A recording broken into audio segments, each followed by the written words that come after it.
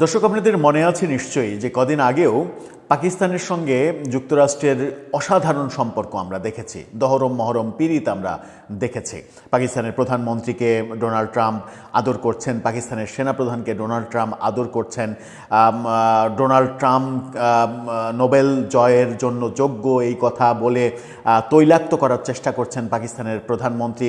এই ব্যাপারগুলো আমরা দেখেছি এবং সেই সময় ভারতের সঙ্গে আমেরিকার সম্পর্কে ভাটা পড়েছিল।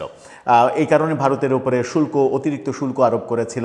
কিন্তু হঠাৎ করে যখন ভারতের সঙ্গে সম্পর্ক আবার তৈরি করতে বাধ্য হলো বলা যায় আমেরিকা, এবং সম্পর্ক জোড়া লাগলো এবং সম্পর্ক বন্ধুত্বের এমন পর্যায়ে গেল যে ভারতের চোখেই এখন সব কিছু, এই অঞ্চলের সব কিছু আমেরিকা দেখতে চাইছে, তখন পাকিস্তানের প্রধানমন্ত্রী কিংবা সেনাপ্রধানের জ্ঞান ফিরেছে কিনা আমরা জানি না, তবে পাকিস্তানের একজন মন্ত্রী, প্রতিরক্ষা মন্ত্রী, তার জ্ঞান ফিরেছে।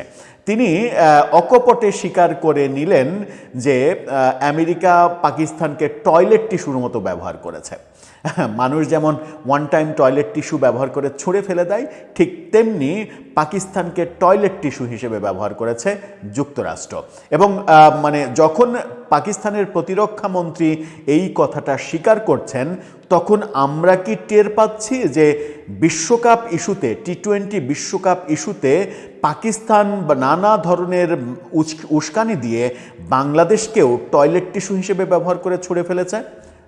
যে কারণে পাকিস্তান বিশ্বকাপে খেলছে, যে কারণে পাকিস্তান ভারতের বিপক্ষেও ম্যাচ খেলবে, এই ব্যাপারগুলো কি আমরা বুঝতে পারছি? কিংবা আমাদের মহামান্য উপদেষ্টা আসিফ নজরুল স্যার, তিনি কি বুঝতে পারছেন? চলুন পাকিস্তানের প্রতিরক্ষা মন্ত্রী কিভাবে বুঝতে পারলেন, কোথায় এ মন্তব্য করলেন, এবং এখন পাকিস্তানের পরিণতি কোন দিকে যাবে, তাহলে সেগুলো একটু বুঝে ওঠার চেষ্টা করি এই ভিডিওতে। থাকবেন পলিটিক্স টিভির নিয়মিত আয়োজনে।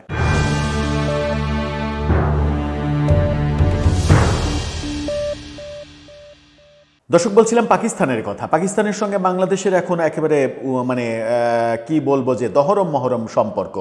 এমনকি বাংলাদেশের একটি রাজনৈতিক দল, যে রাজনৈতিক দল সরকারের সরাসরি পৃষ্ঠপোষকতায় তৈরি হয়েছে, সেই রাজনৈতিক দলের প্রধান জাতির উদ্দেশ্যে ভাষণে বিটিভিতে তিনি বলেন যে এর আগের সরকার ইচ্ছাকৃতভাবে পাকিস্তানের সঙ্গে সম্পর্ক নষ্ট করেছে। কত বড় অধ্যত্ত এবং কত বড় নিদারুণ পরিস্থিতির মধ্যে আমরা পড়েছি যে পাকিস্তান সম্পর্কে বাংলাদেশের রাষ্ট্রীয় টেলিভিশনে পজিটিভ কথা বলতে গিয়ে এরকম কথা বলছেন যে পাকিস্তানের সঙ্গে সম্পর্ক খারাপ করে আমরা বড় অপরাধ করেছি, পাকিস্তান যেন আমার মায়ের পেটের ভাই। এরকম সম্পর্কের বাড়াবাড়ি আমরা যখন বাংলাদেশে দেখছি, সেরকম বাড়াবাড়ি অবস্থা আমরা দেখেছিলাম পাকিস্তান এবং যুক্তরাষ্ট্রের মাত্র কয়েক মাসের জন্য। সেই নিকাহ আমরা হতে দেখেছিলাম। এই যে হালাল নিকাহ পাকিস্তান এবং যুক্তরাষ্ট্রের, সেই হালাল নিকাহ ভেঙে গেল। যুক্তরাষ্ট্র যখন পাকিস্তানকে তালাকনামা পাঠিয়ে দিল, তখন পাকিস্তানের প্রতিরক্ষা মন্ত্রী তিনি কি বলছেন, চ্যানেল আয়ের এই ফটোকার্ডটা দেখে নিন। সেখানে বলা হচ্ছে পাকিস্তানকে টয়লেট পেপারের মতো ব্যবহার করে ফেলে দিয়েছে যুক্তরাষ্ট্র। খাজা আসিফ, পাকিস্তানের প্রতিরক্ষা মন্ত্রী, তিনি বলেছেন। চলুন একটু ভেতরে যাওয়া যাক। কৌশলগত স্বার্থে যুক্তরাষ্ট্র পাকিস্তানকে ব্যবহার করে পরে টয়লেট পেপারের মতো ফেলে দিয়েছে বলে মন্তব্য করেছেন পাকিস্তানের প্রতিরক্ষা মন্ত্রী খাজা আসিফ।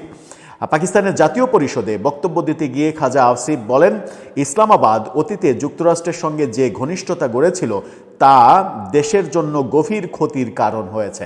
অর্থাৎ পাকিস্তানের যে চরম ক্ষতি হয়েছে সেটাও তিনি বুঝতে পারছেন। তিনি স্বীকার করেন পাকিস্তান প্রায়ই সন্ত্রাসবাদ সম্পর্কিত নিজেদের অতীত অস্বীকার করে এসেছে এবং এটাকে তিনি অতীতের স্বৈরশাসকদের করা ভুল বলে উল্লেখ করেন।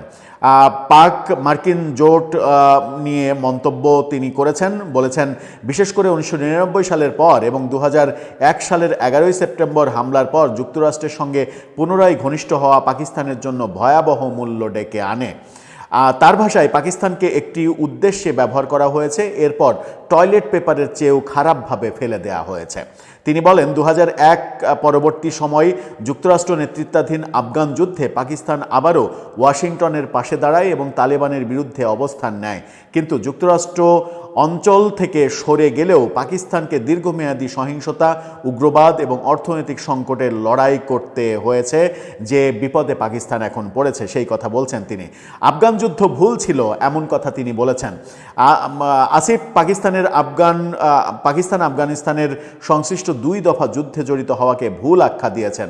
তিনি বলেন এসব সিদ্ধান্ত ধর্মীয় দায়িত্ব থেকে নয়, বরং একটি পরাশক্তিকে সন্তুষ্ট করার জন্য নেওয়া হয়েছিল, অর্থাৎ আমেরিকাকে খুশি করার জন্য নেওয়া হয়েছিল এই সিদ্ধান্ত, সেই কথা বলেছেন। সংসদে তিনি বলেছেন 2 সাবেক সামরিক শাসক জিয়াউল হক ও পারভেজ মোশাররফ ইসলামের স্বার্থে নয়, বরং একটি পরাশক্তিকে খুশি করতে আফগান যুদ্ধে যোগ দিয়েছিলেন। তিনি আরও বলেন আমরা আমাদের ইতিহাস অস্বীকার করি এবং ভুল স্বীকার করি না। আজকের সন্ত্রাসবাদ অতীতের স্বৈর শাসকদের ভুল সিদ্ধান্তের প্রতিঘাত। আসিফের মতে পাকিস্তান যে ক্ষতির সম্মুখীন হয়েছে তা কখনো পূরণ করা সম্ভব নয়। তিনি এসব ভুলকে অপরিবর্তনীয় বলে মন্তব্য করেন। এছাড়া তিনি দাবি করেন আফগান যুদ্ধকে বৈধতা দিতে পাকিস্তানের শিক্ষা ব্যবস্থায় মতাদর্শগত পরিবর্তন আনা হয়েছিল, যার প্রভাব এখনও বিদ্যমান। অর্থাৎ এই ভদ্রলোক সম্ভবত আর দায়িত্বে থাকতে পারবেন না, এত বড় বড় কথা বলে ফেললেন, তাকে বোধহয় সরিয়ে দেওয়া হবে এখন। যাই হোক, তিনি বুঝতে পারছেন যখন যে এই পরাশক্তিকে খুশি করতে গিয়ে আফগানিস্তানের সঙ্গে যুদ্ধে জড়ানো এটা পাকিস্তানের ঠিক হয়নি এবং যুক্তরাষ্ট্র তাদেরকে টয়লেট টিস্যুর মতো ব্যবহার করেছে।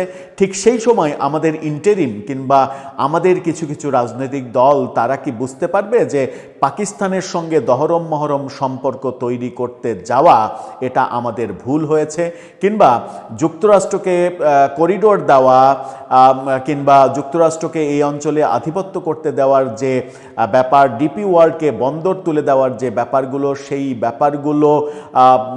সেই ব্যাপারগুলো করতে যাওয়াটা যে এরকম ব্যাপারই ছিল যে তারা আমাদেরকে টয়লেট টিস্যুর মতো ব্যবহার করে ছুঁড়ে ফেলবে, এরকমটা ভবিষ্যতে আমরা বুঝতে পারবো। এই ব্যাপারগুলো কি তারা এখন বুঝতে পারবে?